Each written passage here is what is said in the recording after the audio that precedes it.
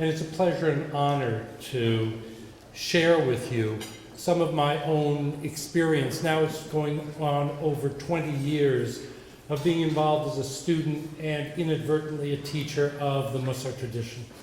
My own journey into Mussar began very much as a personal search.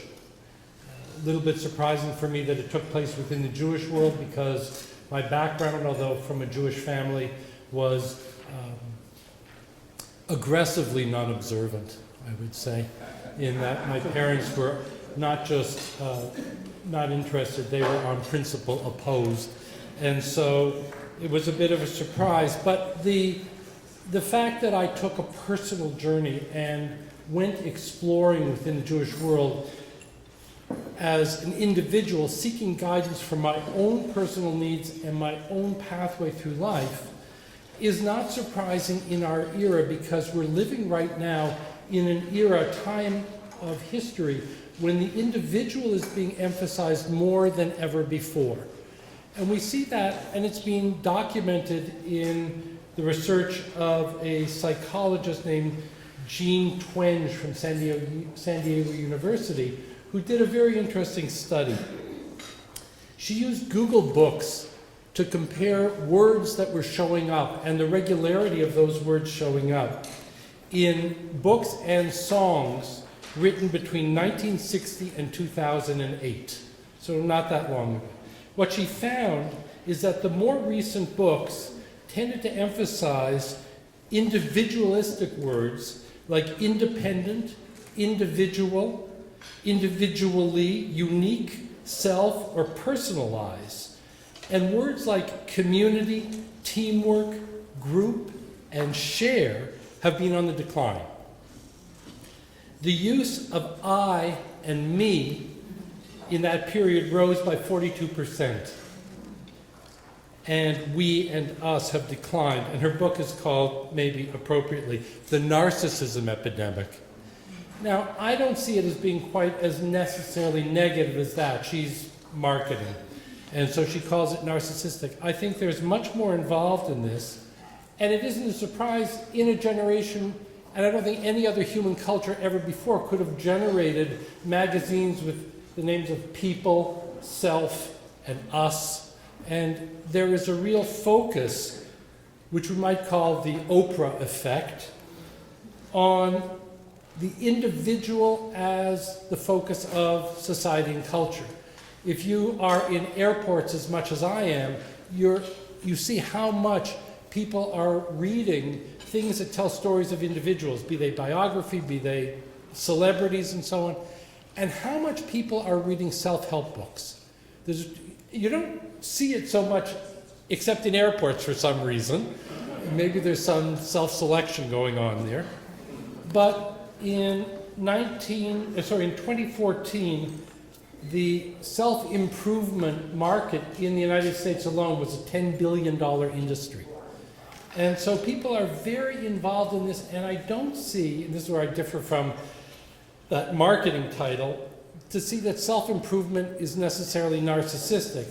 As I want to get to in time is the fact that self-improvement is a tremendous mandate of the Torah, that we are told as Jews that we are on a path of self-improvement.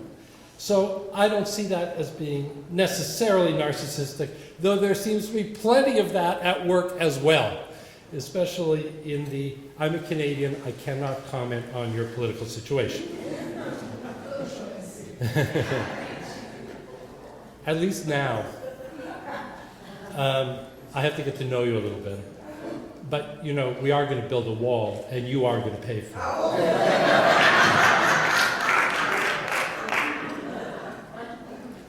But I think another factor which reinforces the need to focus on the individual journey through life is the fact that today people are almost desperate for guidance because society seems in so many ways to be out of control. And the moral rules that created the undergirding of a civilized society seem to have been completely undermined. And they've set loose the rabid hounds of lust, hatred, and violence. And people feel that, and they see it on television, in politics, and everywhere in society. Our political and social leaders seem to be at a loss for how to deal with the problems that we face and feel we face in our everyday lives. And again, far from being the source of solutions to the problems, in some cases we see our leaders as being part of the problem itself. The individual has lost a sense of security. People are frighteningly unmoored and threatened. And it's so interesting to note that that threat that people feel, and if you read what's been going on the last couple of years, it's no longer from foreign armies or organized groups. The threat is now from other individuals. If you look at the way terrorism is playing out, if you look at the situation in Israel today, it could easily have been you or me who was holidaying in France on Bastille Day in Nice, or whose congregant or even child was partying at Pulse in Orlando, or who showed up for work in San Bernardino, and so on. The threat has come to be an atomized threat. The individual is the source of threat, and the individual feels threatened. And we see this no greater place than in Israel today, where the current round of violence is the individual acting, just using the car as a weapon, using a knife as a weapon, just on the street. It's not appearing as previous forms of violence. It's again coming down to the individual. One individual against other individuals. And the upshot is that people question how our institutions can protect them. It's the individual who feels alone and in need as they struggle within the reality of this new world.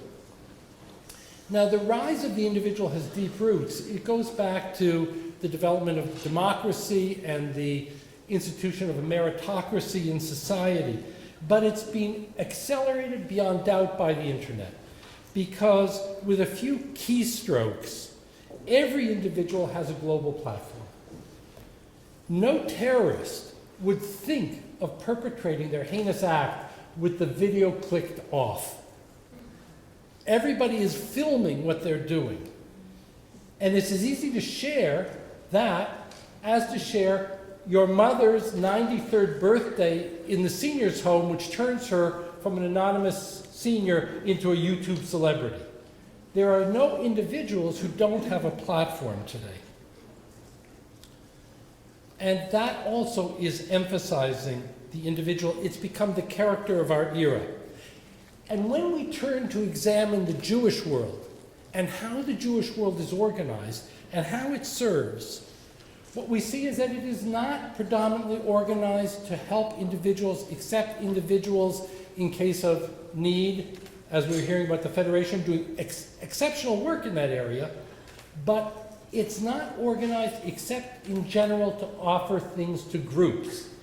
And if we look at the way the Jewish world is organized, we see there are organizations and programs aimed at women, children, teens, preschoolers, elderly people, gays and lesbians, intermarried, unaffiliated, people in recovery, millennials, those with a Torah background, Balei Tshuva.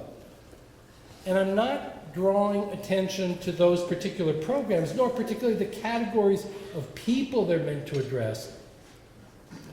But the very fact that the community is organized to deliver programming to groups of people by category and does not have pathways developed to give systematic guidance to individuals as they move through the spiritual journey of life, which is what life is.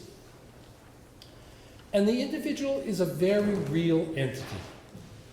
The whole creation story focuses on the creation of an individual. And the Talmud tells us that the fact that each individual is a unique being is a sign of the creator, that there is a creator. The Talmud says that when you have a king of flesh and blood who stamps out coins, all the coins look the same. But when you have a creator who stamps out people, everyone looks different. Every person is unique. And that is not well recognized, or we are not well structured to address that. And we see that same teaching in the Talmud, where it says that anybody who kills another person, it is as if they destroyed a whole world, and anybody who saves an individual, as if they saved the whole world, because each individual is unto themselves a unique world. And the uniqueness of the individual may have been recognized in tradition, but that's not reflected well in our contemporary Jewish world. Not institutionally. There is certainly an awakening happening. I'm not nearly at the leading edge of a wave. Many of you will be aware of this, but organizationally, we have a lot of work to do. Even in how we pray, we stress the collective over the individual. We all stand up together, we all sit down together, we all say this at the same time, we all do that at the same time. We adhere to the same calendar, which not all religions do. Often when religions develop into denominations, they start celebrating their holidays at different times. And no such thing as a Reform Yom Kippur and an Orthodox Shavuot. Like, we have the same calendar. We're very collectivized, transcending the divisions in the Jewish world. And I have to say, no denomination is free of the scourge of responsive reading.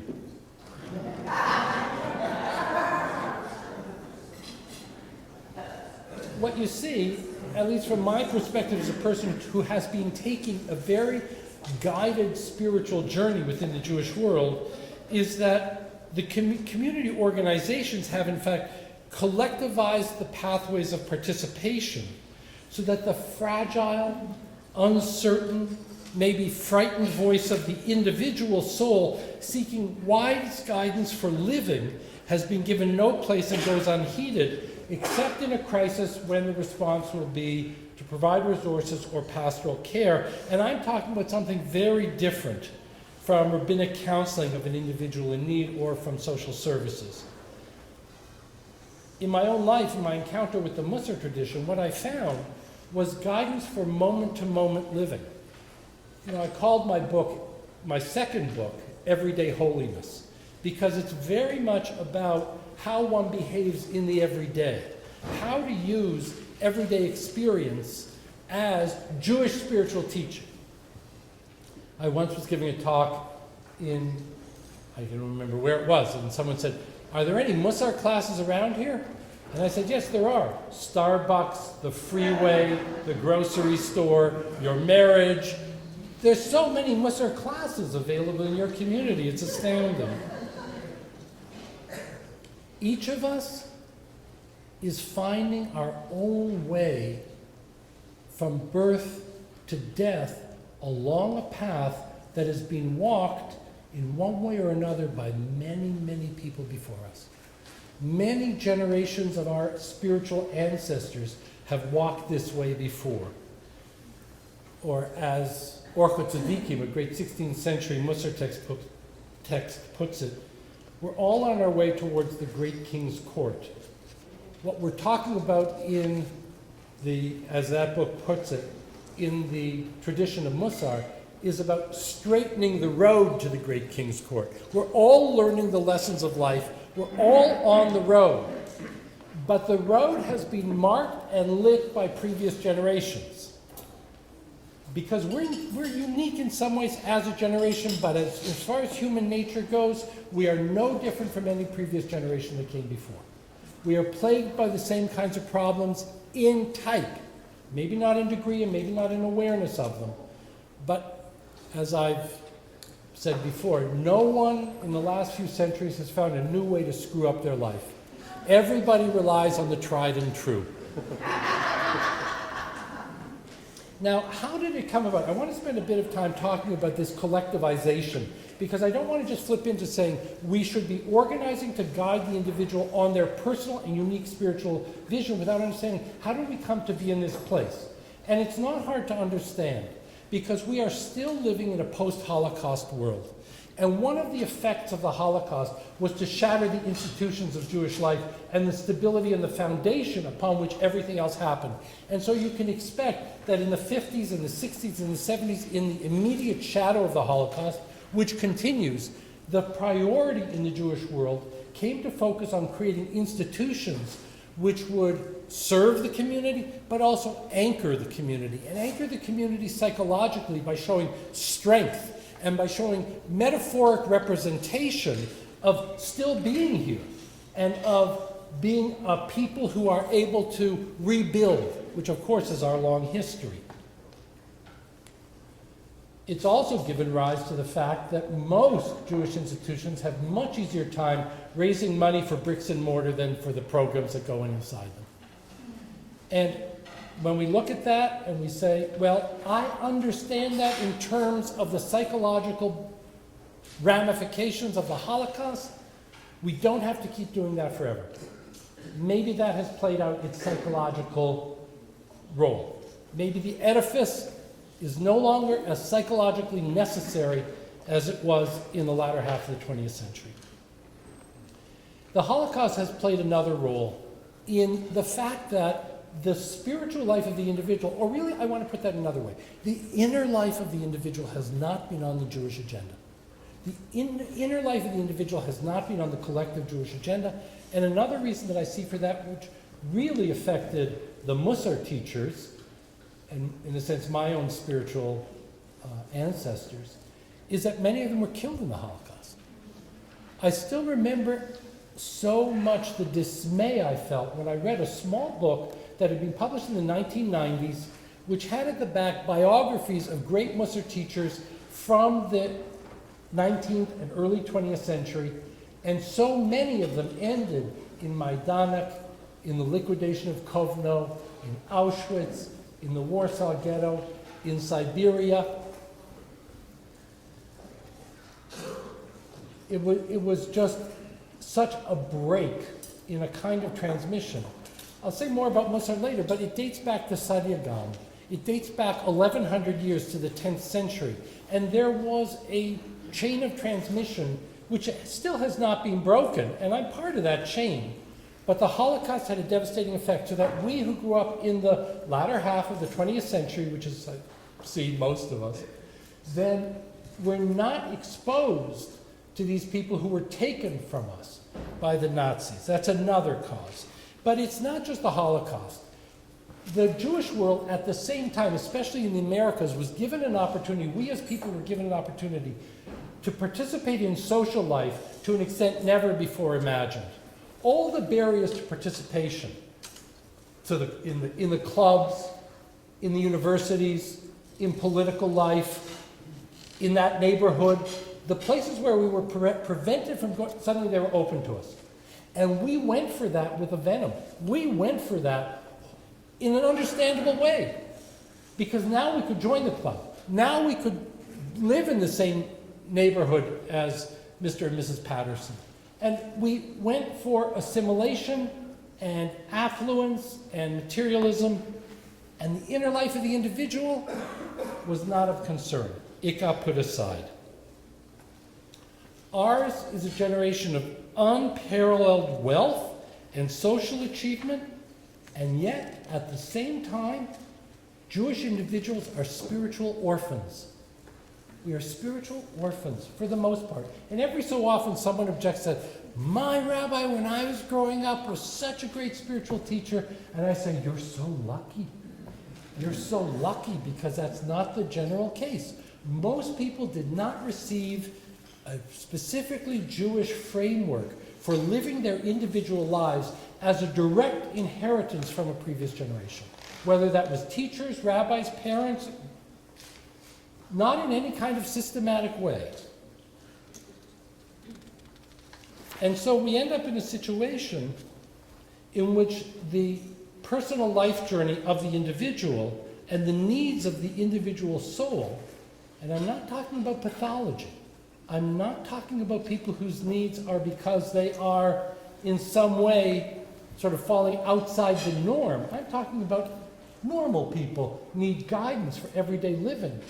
One Mussar teacher in the 19th century asked his own teacher, what do you need to be a Mussar student? And he said, a healthy head.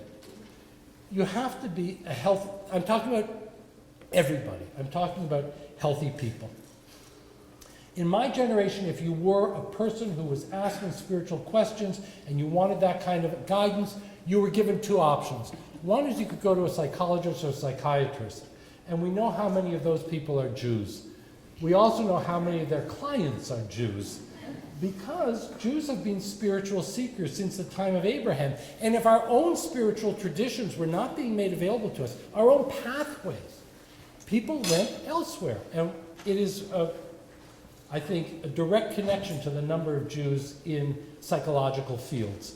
And no, I'm not going to ask for a show of hands for the number of people who have been clients of those Jews. Because I know. The other option was to seek in non-Jewish ways, and we see a lot of that. It's impossible today to do a Buddhist meditation course that is not led by somebody named Goldstein, Kornfeld, Salzburg, Schwartz, Rosenberg, or Burstein. And I did not make up any of those names. Joseph Goldstein, Jack Kornfeld, Sylvia Burstein, etc. And that's only Buddhism. Then there's yogis, then there's Sufis, then there's Jews who have taken over everybody else's spiritual traditions because ours weren't available to us, and so we end up with the situation of Jewish spiritual orphans being addressed by a community that's organized to address groups of people. It's already abundantly clear to us, I think. I don't think I'm bringing you a chiddush here, to say that all the pursuit of assimilation, affluence, material progress, college degrees, technological advances, secular systems of guidance for what to do with the human life have not delivered us to a place of satisfying personal fulfillment. We may live in a palatial home, and drive a Tesla, have kids with degrees from Harvard or Wharton, or who learn at Lakewood or the Mir, have spent more time in therapy and couples counseling than on vacation, dined with political leaders, or even been political leaders ourselves, and yet despite all that, or maybe because of all that, an inner emptiness remains. And people feel an inner emptiness. That is a condition of our society right now. People are spiritually unguided, but the hunger remains. And much of what people are feeling right now can be summed up as fear and longing. Fear and longing is what people are feeling. And then we must ask whether our synagogues are directly addressing the needs of the moment in terms of their fear and longing. Now, I want to turn now and use the second half of this talk to address how I think my experience has been of another option within this. The truth is, it is an undeniable truth that we all have an inner life, and that the inner life is extremely important to us. We all experience the world, we all experience our fear and our longing, and our ambitions and our dreams and our visions and our hopes and our failures and our emotions. We all experience that as our inner personal journey. And it seems to me that there is a need to promote at this time a Jewish practice that calls for an active participation as a member of the collective, while also providing specifically Jewish forms for addressing the dynamics of personal life in its singularity, in our uniqueness as individuals, with those unique challenges and potentials. We have a Jewish world that's built strong and relevant communal institutions. And what I see is that now we need to match that with personally enriching spirituality in order that those structures and institutions not become hollow of meaning and devoid of participants. So I want to make a case now that Judaism has at its heart the notion that, or not the notion, but it is part of the structure of Judaism to be a pathway for personal spiritual growth. We see Judaism as many things, a pathway for the individual to proceed through life in a way that is consistent with Judaism, that fulfills goals of Judaism, and that takes into account the fact that no two people are alike. And or as a step towards jumping into that, I need to define the word spiritual. Spiritual is a very versatile word. As long as I'm using it without a definition, you can understand it however you want, and the chances are if we turn this over to a discussion for the rest of the day, we'd have plenty of opinions as to what it is. But I want to bring two pieces to that. Rabbi Shlomo Wolbe, who was a great Mussar teacher who died in 2005, so when I talk about the break of tradition, the break of the lineage, not completely, he died in 2005, and he was a student of the Mussar yeshivas in the 1930s in Lithuania. He said spirituality is building your interior world. By the way, on your table you'll find that I have printouts.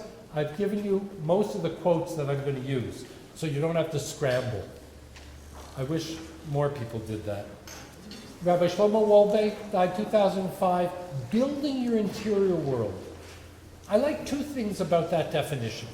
Number one is that it's inclusive. It's inclusive of everything that's going on in your inner life. It is just your interior world.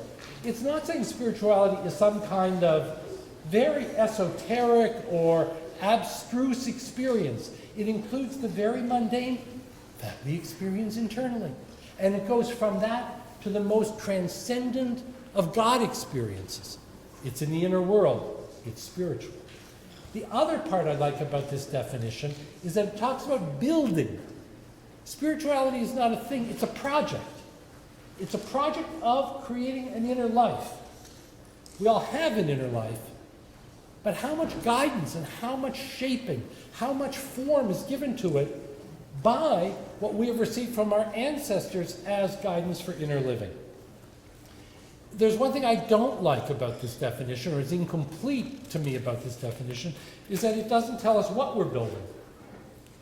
It talks about building the interior world, great, but just, any particular edifice? The answer is no. And I get another piece from a predecessor of Rabbi Wolbe, whose name was Rabbi Cheskel Levenstein, who was the Mussar Mashgiach in the Mir and the Ponevezh yeshivas in the 1940s. And he said, this is an Orthodox rabbi who was in one of the major yeshivas in the 1940s, and this is what he said. He said it in a book which was written in preparation, his talks in preparation for Elul. He said, a person's primary mission in this world is to purify and elevate the soul. A person's primary mission is to purify and elevate the soul. We're talking about the entire inner life. We're talking about a project, and the project is one of purification and elevation. And the context, what work you do, what family you're in, what city you live in, what political situation is going on, that's just your particular context. Once I had the honor twice actually now, to visit the Mussar group at the California Women's Prison in Chino, which was quite an experience. And in going there, I had no idea who I'd be meeting. I'd never been to a prison before, and here I was going to meet the Jewish women's group in the prison, which brought two major stereotypes that I hold in my mind into incompatible conflict. I had an image of women in prison from movies and television, and I had an image of Jewish women. And I didn't know, how do you bring these together? Who will these people be? Tattoos, piercings, tough, the sisterhood. I couldn't bring it together. And then I went and I stood in the chapel, and there was a group of women arranged there. And I looked at them and I said, these are just neshamas in special circumstances. Each one of them is just a neshama in special circumstances. And I went, which, by the way, is the Jewish answer to the question of what is the sound of one hand clapping?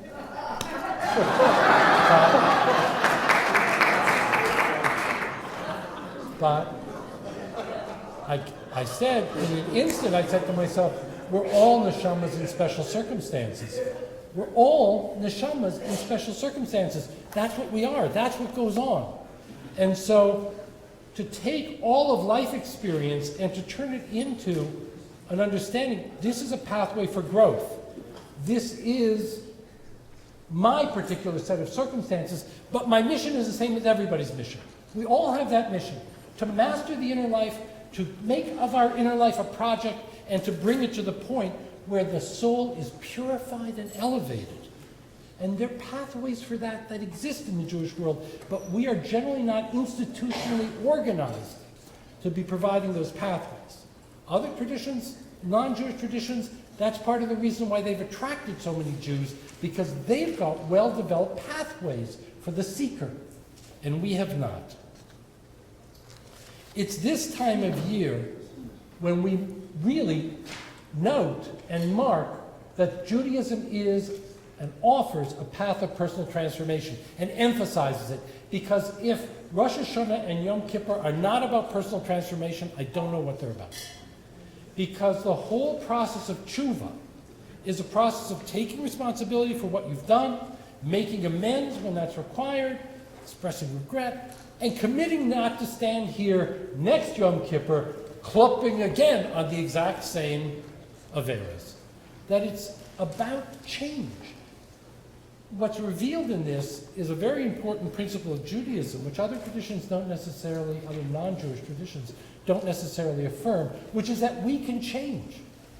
Judaism makes a big deal about the fact that we can change. We are not cast in the mold of fate. And the Rambam says, every person is fit to be righteous like Moshe Rabbeinu or wicked like Yerovim. There is no one who compels, decrees upon, or leads a person to either of these two paths.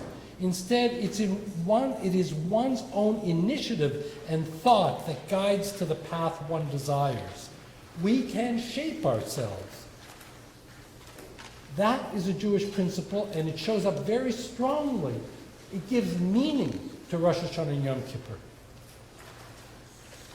And I think it's one of the focal notions, and it has roots in Torah.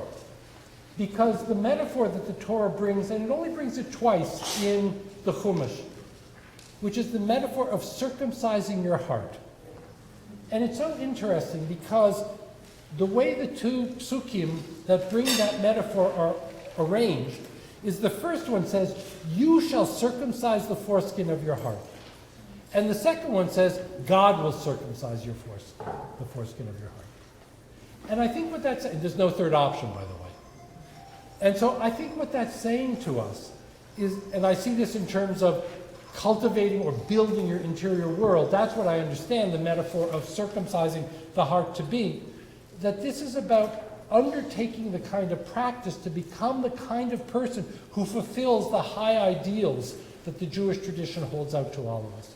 The tradition has been extraordinarily articulate in, especially when you think of what kind of world was existing when the Torah and the oral Torah came about, to articulate the ideals of human life as graciousness and kindness, compassion and generosity, humility, etc., in a world of such, we can't imagine what ordinary life would have been like 1,000 years ago or 2,000 years ago. The purpose of this angle or this window onto Judaism that we see, what's within it, is to create a new human being, to transform ourselves. Judaism as a path of personal transformation. The Hasidic teacher, the Slonemer Rebbe, says, the foreskin of the heart is the source of an individual's negative behavior and inclinations. To circumcise the foreskin of the heart is to rectify one's own evil at its source. This is a kind of conversion. In the same way a Gentile becomes Jewish through circumcision, so too does a Jew undergo conversion and become a more complete Jew through circumcision of the heart. Rabbi Simcha Zissel Ziv, who was the great successor to the founder of the Mussar movement in the 19th century, he said about Pirkei Avot, the 6th chapter, 6th verse, the 48 methods of acquiring the Torah, he said, all of them taken together instill in one a new nature, that of being a Baal Nefesh Hayafeh, a master of a beautiful nefesh, a master of a beautiful soul. And Heschel says, When he's commenting on the verse from Mishlei, God asks for the heart. He says, the goal is not that a ceremony be performed. The goal is that man be transformed. And that is a personal journey. Transformation is not something you can do because you join a group or participate, in most cases, in responsive reading. I have a bit of a... I'm sure it's a spiritual experience for someone. Developing ourselves to become embodiments of the Jewish ideals is something that an individual can undertake, must undertake as themselves, as an individual, but needs the guidance of community and structure and the wisdom of the past coming forward in order not to have to learn it all by repeating the mistakes of the previous generations. We have a tremendous legacy of guidance for living. And for me, that is involved, as I've experienced, in the Mussar tradition. The core notion that motivated the Mussar teachers was the verse of the Torah that says, Kedoshim Tihiyu. You shall be holy. And when we're talking about holiness, we are inevitably in the territory of the spiritual, because holiness is nothing but that. It is not in the same category as other things you see defined in other disciplines. You don't hear psychologists and psychiatrists talking about holiness. Goodness, anger, emotions, etc. Many things we experience in everyday life, but not holiness. And holiness is also a divine quality, because the verse continues, Kedoshim tihiyu ki kadosh ani Adonai Elohechem. That you shall be holy because I, your God, am holy. And so holiness is the goal. So when we talk about purifying and elevating the inner life, we're talking about activating a high spiritual objective, which is to be holy and to aspire to that as much as possible. The Balei Mussar, the masters of the Mussar tradition, based on sources but also based on their view of human life, came up with what is essentially a paradox. And the paradox, like all paradoxes, becomes very motivating for further inquiry. We are told in no uncertain terms that we should become holy because God is holy. And elsewhere we're told we're made in the image and likeness of God. So maybe we are already holy. And the paradox is, how do you become what you already are? How, if you're a holy being, and this is something that Judaism affirms in so many ways, that we are holy beings, that the kavod habriot, the honor due to another human being, is not because of their accomplishments, but because they are the embodiment of a neshamah. And it even says in sources that the neshamah is hewn from the kisei hakavod, that the neshama is where the divine and the individual lies. How do you become what you already are? If you're already holy, there's nothing to add to that wholeness. How do you do that? And the Mussar teachers examined for about the first 900 years of the tradition. They examined, that's, starting over I say I have a very long and deep R&D department. So for 900 years, the department worked on what is the nature of the inner life of an individual, because if we're going to guide people in a building project, we better understand it. At its core, a human being is already holy. That's the neshama. But that's not the only dimension of the inner life that we have. And you'll all be familiar with the nefesh and the ruach. The way the Mussar teachers see it is that the ruach and the nefesh are earthly. They are worldly. They are of this world. The ruach is the animating force in human life. It is the spirit that moves us. It can be elevated, it can be depressed. It has earthly conditions. The neshama doesn't. Elohai neshama shenatata b'tahora hi. In the present, the neshama is already pure. The neshama is ner Hashem, as we learned in Mishlei. It says, Nishmat Adam ner Hashem. Ner Hashem Nishmat Adam. That the human soul, the neshama, is the candle of God. The nefesh and the ruach, they're conditional. They change. The nefesh is made up of all the individual characteristics that we experience on a daily basis in ourselves and others. And this is where the Mussar teachers came to focus. They resolved the paradox by saying, you are already holy at the level of neshamah, but the condition of your ruach, and especially your nefesh, determines how much of that light of holiness is permitted to flow through into your life and through you into the world. And you are here with an obligation to lift what Rambam calls the mechitza, each one of the inner traits in you, which has work to do. And you will already know some of those inner traits. And if you have a life partner, that person has been reminding you of those. And you thought it was nagging. But in fact, what they're pointing out consistently, because you keep thinking that they're just being unkind, is which midot, which inner traits you have been assigned. Each of us has a personal spiritual curriculum. The impatient person has been assigned patience. The miser has been assigned generosity. The arrogant person has been assigned humility. And so on. These are not flaws. These are assignments. These are our life assignments.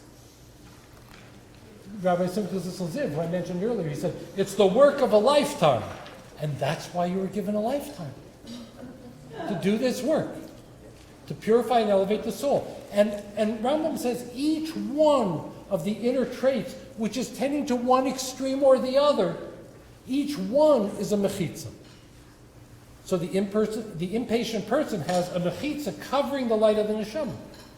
Most of us, unfortunately, we have double and triple majors and a few minors as well. So there's no saying that the impatient person also always tells the truth, right?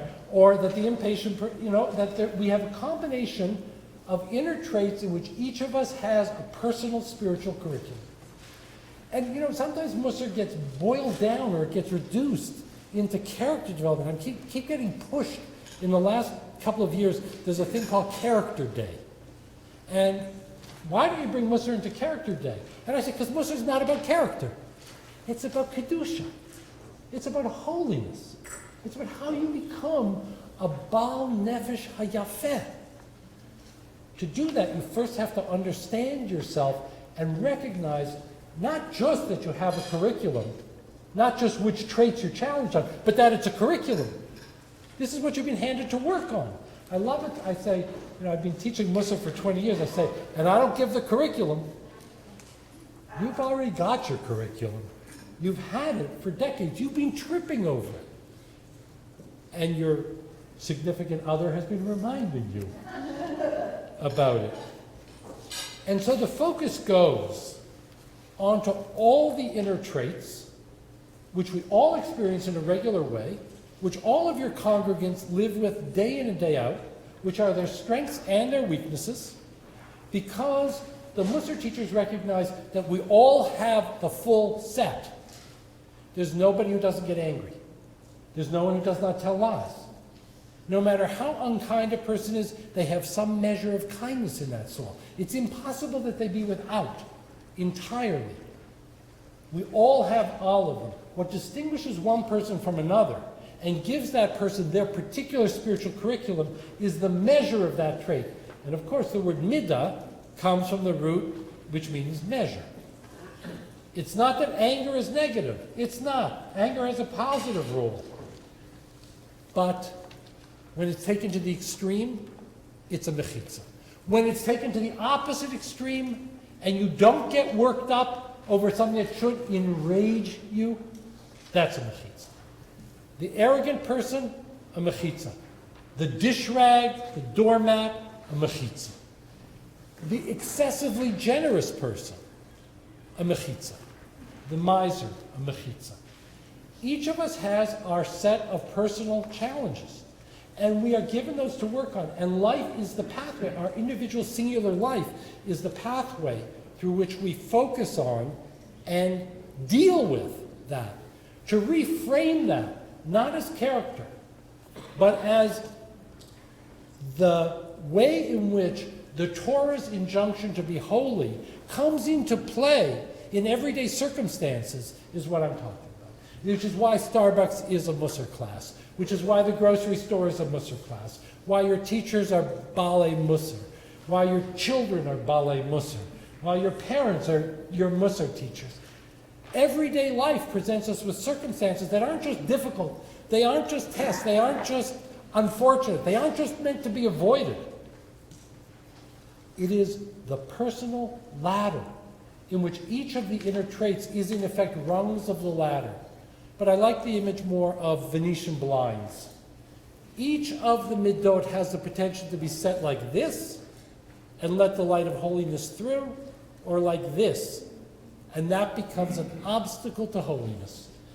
So that what we find in the Jewish world, as it's organized now, is that it is not set up to address those needs. And I want to make 4 really quick points about organization, and then in the second session we'll get more into detail. Small groups, intimate groups. There's been a lot of talk more recently about intimate groups. There was an article in E-Jewish Philanthropy just this month. Small groups as a reality within synagogues give an opportunity for people to talk intimately. It says in that article that it doesn't matter that much what the topics are as long as they're Jewish. I don't think that's true. I think people need to, if people are going to get the maximum benefit, they need to connect to a deep current of Jewish thought and practice that has come before, because everybody has the opportunity to benefit from the lessons of previous generations. So the small group develops intimacy, trust, and strength, not by seeking intimacy, trust, and strength, but by joining together to support each other in pursuit of a higher mission. And I would say at this time, and my sort of takeaway, that mission is given to us in the Torah, and it says, Kedoshim Tihiyu, and it says it in the plural, because it is not about being an Am Kadosh, it is about being Kedoshim.